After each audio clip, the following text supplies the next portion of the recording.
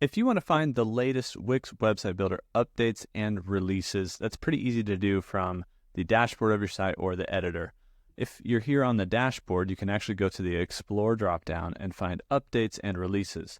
That'll open up a new tab that is the product roadmap here. So this will show a lot of the different features that Wix is either working on, has planned releases on, or are just collecting votes to be something that is implemented in a future release. So you can actually vote on different elements here, like if you want to display multiple items per slideshow in the slideshow repeater, you can vote that up and it collects votes. And then as you scroll down here, you actually see some of these are launched already. Some of these for Wix Restaurants Request, adding multiple online ordering pages is something that Wix is working on.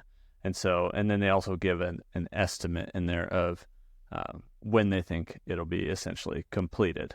And so you can sort by status as well. So if you come down here and look at launched, you'll find or be able to filter by all of the features that have been launched. And it'll show when they were launched, like launched August 2024. And so all of these different areas here and features have been launched. There's another spot that you can actually find the latest releases. So if you're in the editor and you go to, I believe it's in help, and then down to new releases, this is actually another section that you can see here on the right that pops up.